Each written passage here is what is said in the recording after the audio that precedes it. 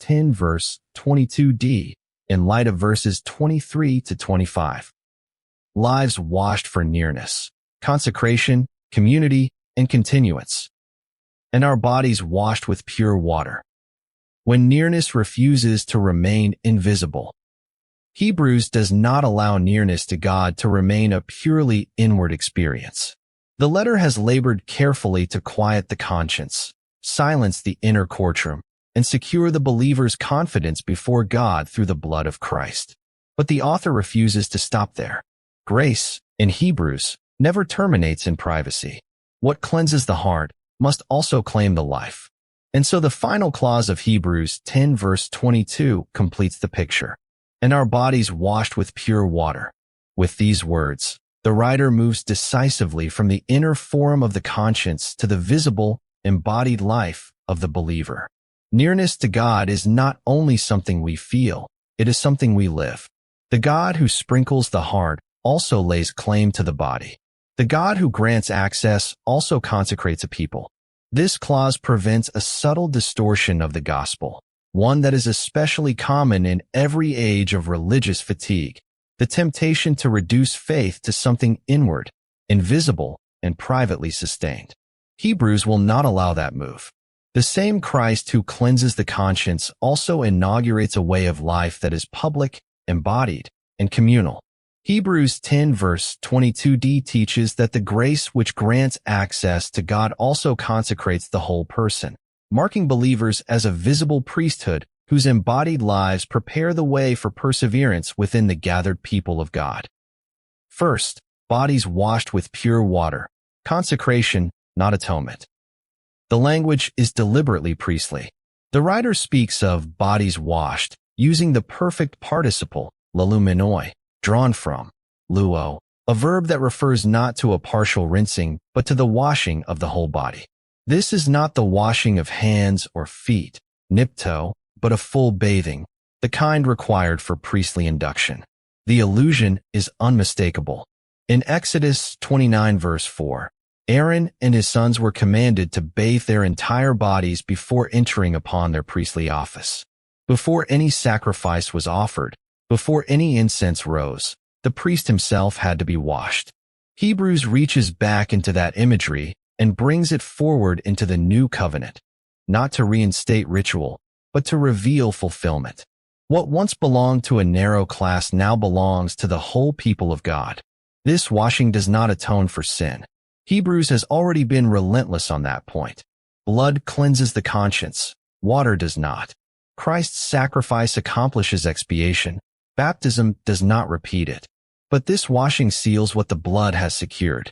It marks the believer as one who has been claimed, consecrated, and inaugurated into priestly service. The order matters. The conscience is cleansed first. Then the life is claimed. The washing of the body does not create access. It declares that access has already been granted. It is not the cause of nearness, but its visible acknowledgement. Hebrews will not allow a faith that remains vaporous. Grace, once received, leaves marks. Second, baptism as covenantal marking, faith given a body. Most Reformed interpreters rightly see in this phrase a clear allusion to Christian baptism, not as a rival to Christ's blood, but as its outward sign and covenantal seal. The pure water recalls Ezekiel's promise. I will sprinkle clean water upon you, and you shall be clean. I will give you a new heart. What the prophet foresaw, the gospel enacts. Baptism, in Hebrews theology, is not a private spiritual milestone. It is a public transition. It is the moment where faith steps into visibility, where allegiance to Christ takes bodily form, where the believer is marked as belonging to the people who draw near together. This is why Hebrews speaks of the body. The Christian life is not sustained by invisible intentions alone. The God who saves does not rescue disembodied souls. He redeems people, hands, voices, habits, endurance, suffering, obedience. The washing of the body says, in effect, this life now belongs to God. It is a declaration that the whole person, inner and outer, has been handed over for service to the living God. The believer is no longer a religious consumer or spiritual observer. but a consecrated worshiper whose life is now fitted for nearness. This stands in sharp contrast to modern instincts that seek faith without form, belief without binding, spirituality without submission. Hebrews quietly but firmly refuses that option. Faith is not less spiritual because it is embodied. It is spiritual because it is embodied. Third, nearness is lived, not hidden. By moving from heart to body, Hebrews insists that nearness to God reshapes ordinary life. The same grace that settles the conscience also reorders conduct. The sanctuary is not an escape from the world. It is the place from which life is reoriented.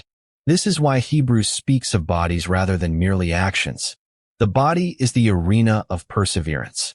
It is where obedience becomes costly, where faith endures fatigue, where hope is carried through time. To be washed is to be made ready, not for spectacle, but for endurance. Hebrews has no category for invisible Christianity. There is no allowance here for a faith that remains safely internal, immune from interruption, unmarked by commitment.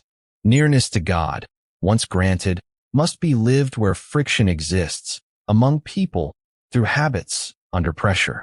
This prepares the reader for what follows. A washed body belongs to a gathered body. Consecration leads naturally to confession, exhortation, and assembly. The movement is not accidental, it is theological. A conscience cleansed by blood must now be sustained in community.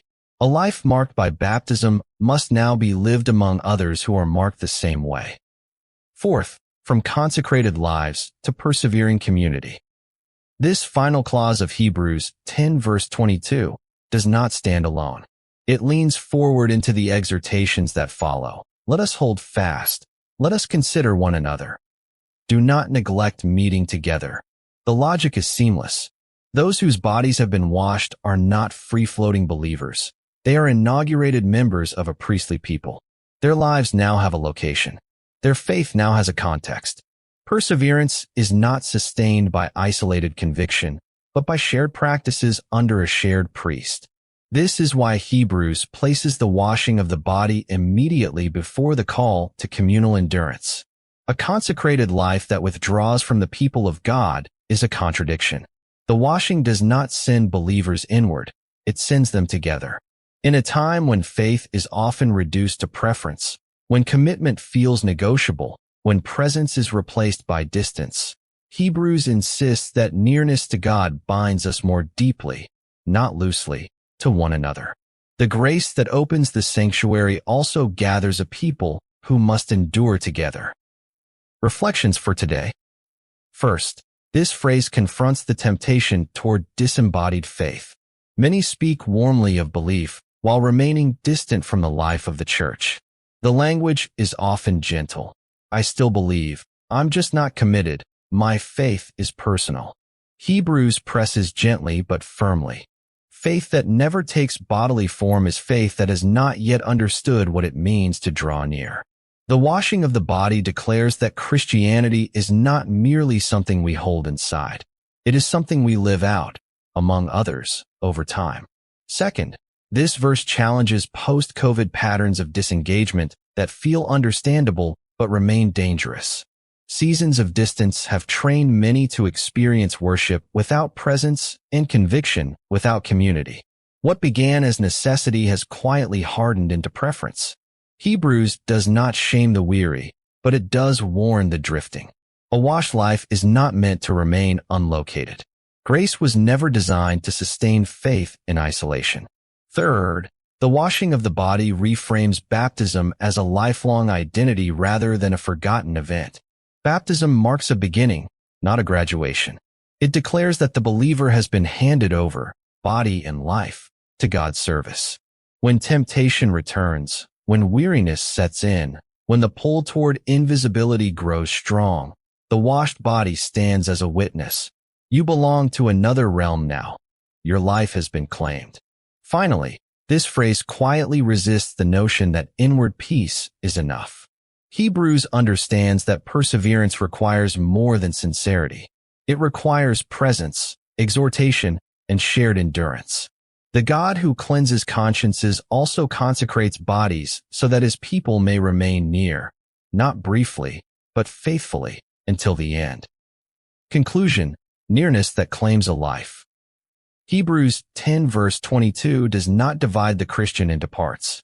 The heart is cleansed, the conscience is settled, and the body is washed, claimed, consecrated, and fitted for a life of nearness. Christ does not quiet the inner life only to leave the outer life unchanged. He does not grant access to God without forming a people who must now endure together. The grace that opens the way into the sanctuary also marks the worshiper for a life that can no longer remain hidden. And so the invitation stands, not only to draw near, but to live near. Not only to believe, but to belong. Not only to be cleansed, but to be consecrated. Christ does not cleanse consciences in order to leave lives untouched, nor does he grant access to God without forming a people who must persevere together in the light of that access. That is the life to which Hebrews now calls us, washed, claimed, and kept near until the day finally comes. Amen.